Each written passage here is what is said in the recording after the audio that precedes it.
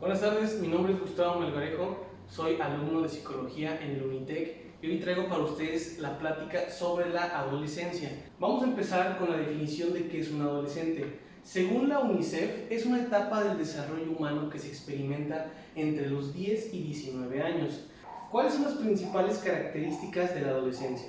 Lo primero que tenemos son los cambios físicos o sexuales en las personas. Tenemos los cambios cognitivos. Los cambios cognitivos se refieren a la forma en la que el adolescente ve su mundo, aprende y recibe la información. Recordemos que la palabra clave aquí es el aprendizaje. Y por último encontramos los cambios psicológicos. Con los cambios psicológicos estamos hablando del pensamiento. Cómo es que el adolescente piensa y cómo es que el adolescente funciona dentro de su cabeza. Vamos a revisar dos conceptos básicos antes de continuar con la exposición. La familia básicamente son las personas con las que vivimos, con las cuales compartimos características biológicas. En la familia también encontramos que, de acuerdo a las circunstancias, a veces se vive con los tíos, con los abuelos o con otros parientes, incluso amigos. Otro concepto muy importante es el de los pares. Los pares son las personas de la misma edad del adolescente, con la cual ellos se asemejan y pueden ver como su igual. Pueden ser amigos, pueden ser familiares. Aquí en familiares es muy importante ver que pueden entrar hermanos, hermanas, primos. Y bueno, por último y lo más importante, los compañeros de la escuela. Aquí es donde más se va a presentar el caso de los pares. ¿Cuál es el papel de la familia en la adolescencia? Yo puse 4 conceptos, entre todos los podemos ver desde un aspecto positivo y uno negativo. La familia puede significar afecto o rechazo para el adolescente. Puede significar también el apoyo o la crítica, el ejemplo bueno o el ejemplo malo. De esto más adelante vamos a hablar bastante. Y también puede significar seguridad o peligro para el adolescente. ¿Cuál es el papel de los pares en la adolescencia? Bueno, el papel de los pares, el más importante es el de amigos. El adolescente en sus pares puede encontrar amistad, en las cuales va a encontrar otros conceptos como ser confidentes, ser modelos y el apoyo. En estos tres podemos pensar que el adolescente pueda tener una relación positiva con sus pares. Por ejemplo, el de confidentes es muy importante, ya que la mayoría de los secretos íntimos, miedos, temores del adolescente la saben únicamente sus pares y no sus familiares o sus padres. ¿Ok? Algo muy importante es el de los apoyos. La mayoría de crisis de la adolescencia, los adolescentes las viven y las superan gracias al apoyo de sus pares y no de sus padres, amigos, familias o hermanos. Los adolescentes suelen ser también críticos, crueles entre sí cuando no hay una amistad de por medio, y bueno, eso de alguna forma va a marcar al adolescente del cual estemos hablando. Y bueno, podemos ver en el último los refuerzos constantes. Los adolescentes son refuerzos constantes desde ideologías, formas de vestir, estereotipos, pensamientos, conductas, etc. Los riesgos en la adolescencia. Vamos a definirlo en 2 tipos de riesgos: los factores de riesgos de amplio espectro y los factores de riesgos específicos. Vamos a empezar con los de amplio espectro. Podemos ver que un factor de riesgo es una familia con pobres vínculos entre sus miembros. Eso habla de una familia que viven juntos, quizá bajo el mismo techo, coman juntos, pero que no se conozcan entre ellos. Esto es un problema muy grande, ya que el adolescente, cuando tenga dudas, cuando tenga miedos, no va a acudir a su familia, va a acudir a sus pares. La violencia intrafamiliar obviamente casi no necesita explicación, pues es un factor de riesgo, porque si en la casa del adolescente hay violencia, obviamente el adolescente va a buscar otros lugares a donde irse, se puede escapar de la casa, podemos tener cosas como embarazo prematuro o cualquier otra situación que haga que el adolescente busque afuera lo que debería buscar adentro del hogar. Pertenecer a un grupo con conductas de riesgo, pues esto tiene que ver mucho con los 3. Vamos a pensar que dentro de casa hay alguna persona que se dedique pues a robar o a hacer actividades ilícitas. Obviamente eso presentará un riesgo para el adolescente en muchas maneras. Lo que es el proyecto de vida débil, esto va más que nada con el modelamiento de una imagen que el adolescente pueda tener sobre un papá, sobre alguien a quien admire. El bajo nivel de resiliencia habla sobre la capacidad o la baja capacidad que tiene el adolescente, pues, de superar los problemas a través de uno mismo. El consumo de sustancia por parte de familiares, pues obviamente vendría siendo como lo que es la violencia o pertenecer a un grupo de conductas de riesgo. Obviamente si tenemos un papá alcohólico, una mamá alcohólica, pues esto puede desde generar un riesgo físico para el adolescente por parte de sus familiares o también propiciar a que el adolescente incurra en esas actividades. Y los trastornos de aprendizaje alimenticios y depresivos, pues obviamente también pueden hacer que el adolescente los imite o caiga también en este tipo de trastornos. Lo que son factores de riesgos específicos nos hablan de un término un poco más directo con el adolescente. Pues obviamente si un adolescente porta una arma blanca puede ser un factor de riesgo para él o para terceros. El empleo de una moto sin casco, por ejemplo, pues puede desencadenar un accidente que puede ser fatal para el adolescente. Las amistades o familiares con embarazo precoz pues pueden obviamente generar riesgo y hacer que el adolescente caiga también en ese tipo de factor de riesgo, lo que es el consumo de alcohol evidentemente. Y pues la ingesta excesiva de calorías también es un riesgo para el adolescente. Como último dejé la depresión porque es uno de los principales riesgos que el adolescente vive durante esta etapa. La depresión pues se da por un conjunto de todo lo que vimos anteriormente y principalmente por la familia con vínculos pobres entre sus miembros. Un adolescente deprimido es un adolescente que no encuentra quien lo escuche, que no encuentra quien pueda ayudarlo con sus problemas. No todo es malo, también tenemos factores de protección o de seguridad en lo que es la adolescencia. Empezando con el amplio espectro, podemos tener una familia contenedora. Una familia contenedora no significa una familia perfecta. Una familia contenedora lo que habla es de una estructura familiar donde los problemas puedan ser tratados, solucionados entre los mismos miembros, ya sea con apoyo de uno o de otro, pero que al fin de cuentas se solucionen dentro de la familia. Una buena comunicación interpersonal pues obviamente habla de lo que yo pueda expresar acerca de mis sentimientos a mis familiares, incluso también a mis pares en algún momento. Lo que es el alta autoestima es uno de los pilares más importantes en la vida de un adolescente. Esto se da desde la familia, se da desde la niñez y principalmente lo construyen los padres. El alta autoestima habla de un adolescente que se quiere y se acepta a sí mismo. Teniendo esto, el adolescente puede vivir sus etapas, todo lo que son sus crisis de la adolescencia de una forma mucho menos riesgosa que si no lo tuviera.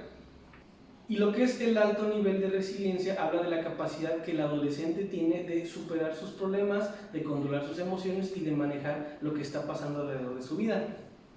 Vamos a hablar un poco de algunos factores de protección específicos. Pues el empleo de cinturón de seguridad es el caso contrario a lo que vimos del adolescente que no usaba casco. Lo que son las relaciones sexuales a una edad madura o bien con uso de preservativos. Este es un caso muy importante, ya que no se trata únicamente de invitar al adolescente a que no viva su sexualidad, ya que si lo va a hacer, pues lo correcto es que lo haga de una forma con precaución y que se cuide para no caer en enfermedades venéreas o no tener un embarazo adolescente o a muy temprana edad. Obviamente entra el caso de no fumar o consumir sustancias adictivas como una prioridad, ya que de hacerlo pues el adolescente entra en un sinfín de riesgos que ya explicamos anteriormente. ¿Qué busca el adolescente? Esta es una parte muy importante donde hice un pequeño resumen de algunos conceptos que es lo que busca el adolescente. El adolescente no nos va a decir, pues yo busco esto, yo siento esto, a veces nos va a decir lo contrario. El adolescente busca aprobación. Ellos quieren ser aprobados, quieren sentir que lo que hacen, que lo que sienten, lo que viven es algo correcto y quieren que se valide pues, sus sentimientos. ¿Qué busca también un adolescente? El consejo de los pares, por una situación que vimos en las diapositivas anteriores.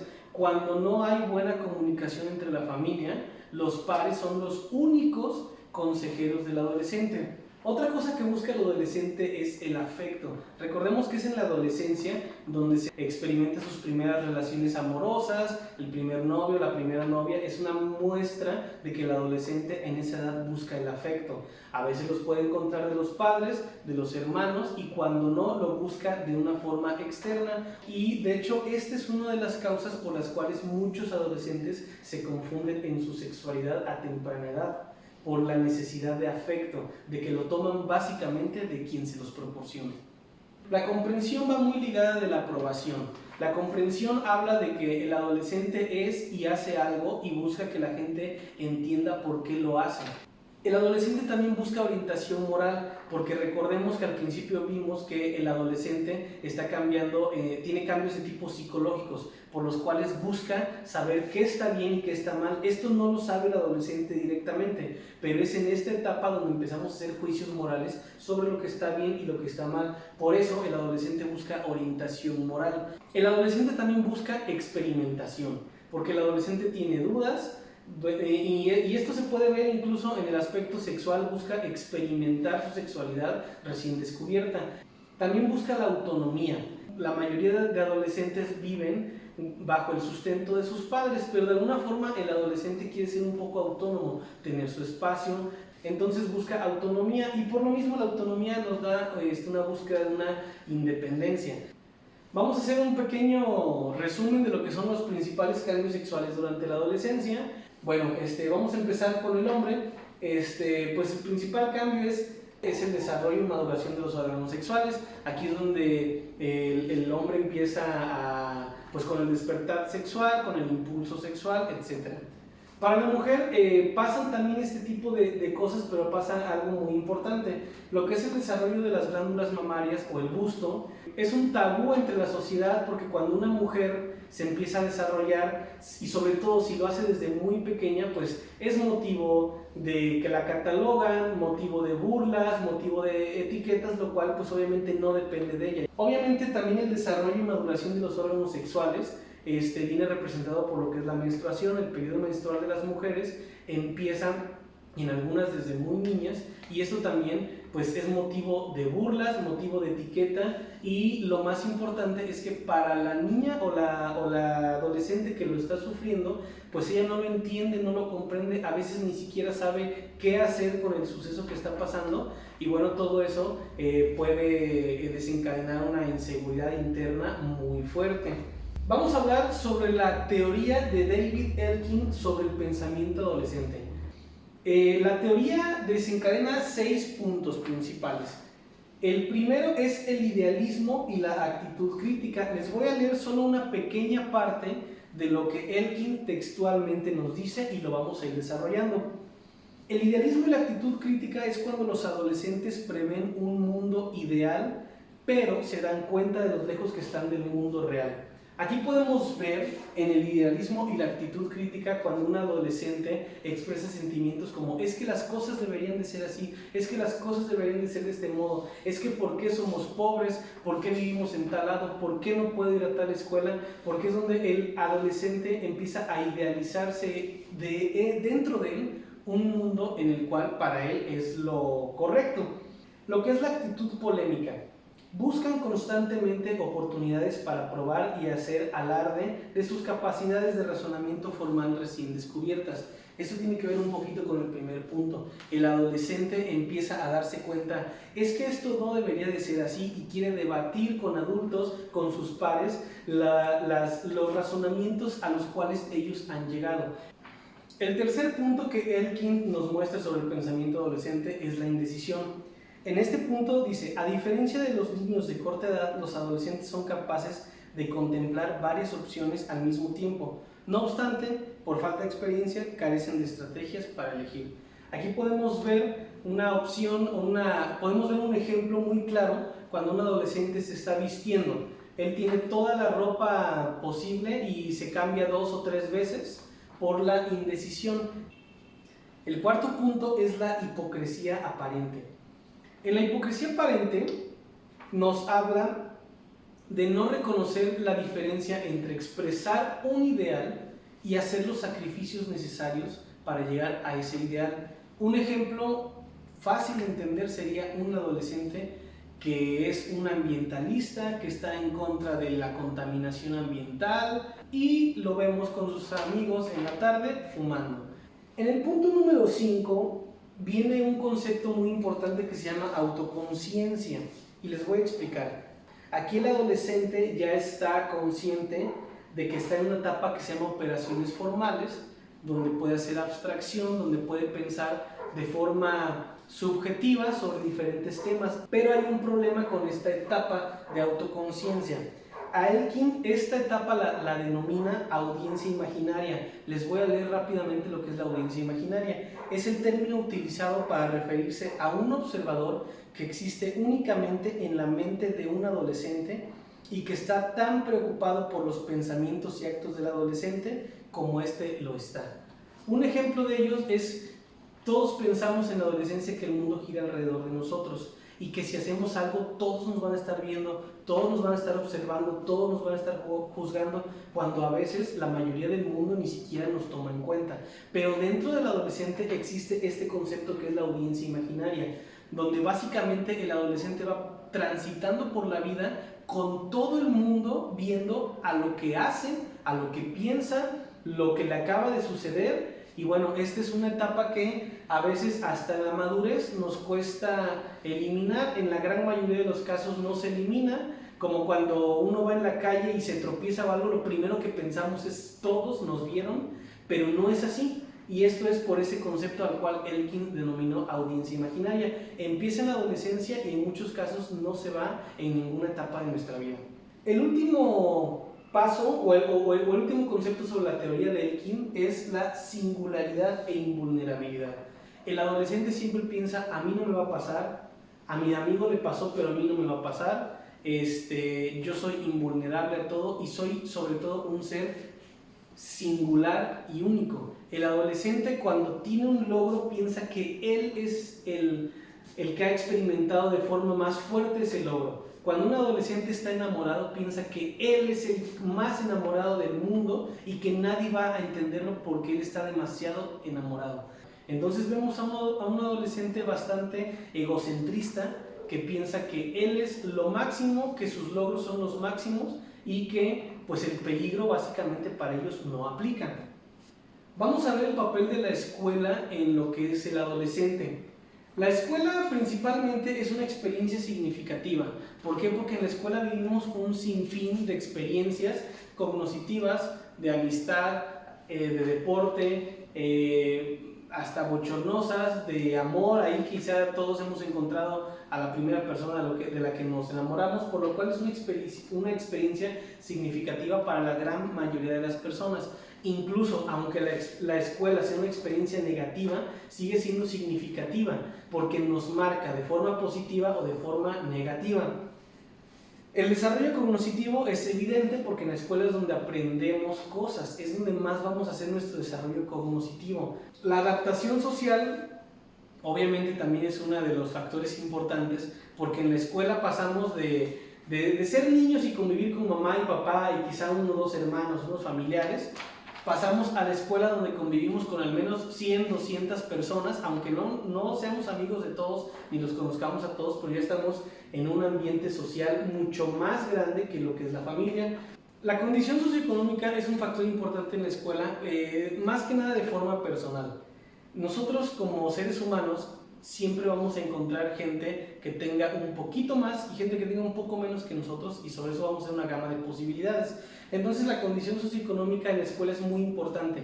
Un adolescente que no tenga la condición necesaria o suficiente para poder ir a una escuela, para poder ir a estudiar, para poder, desempeñar sus actividades escolares de forma digna, evidentemente va a sufrir de rezago, va a sufrir de burlas, va a sufrir de ataque por parte de la sociedad, lo cual pues puede desencadenar incluso en lo que es el abandono escolar. La calidad del entorno familiar también es muy importante, ya que si nosotros llegamos a la escuela con una mala calidad de entorno familiar, como lo vimos anteriormente, en la escuela todo lo que nosotros veamos va a ser lo que nosotros aceptemos. El afecto de quien nos lo dé, del amigo, de la amiga, del novio, de la novia, de la novia de quien nos lo dé, vamos a aceptarlo. ¿Por qué? Porque en la casa no tenemos una buena calidad en nuestro entorno familiar. El abandono de estudios obviamente es el resultado nefasto de cualquiera de los aspectos negativos que acabamos de mencionar. Ya por último, tenemos una pequeña fórmula para la etapa de la adolescencia. Esta es una fórmula obviamente quizá utópica, nadie la va a seguir al 100% ni la vamos a experimentar en su totalidad, pero es una buena fórmula en la cual nosotros podemos regirnos para comprender a los adolescentes que tenemos en casa, para apoyarlos, etc. Bueno, básicamente hablamos de los tres conceptos que tenemos: la familia, los pares o amigos y la escuela. Eso fue todo, les agradezco mucho su atención. Mi nombre es Gustavo Melgarejo, estudiante de Psicología del Unitec. Gracias.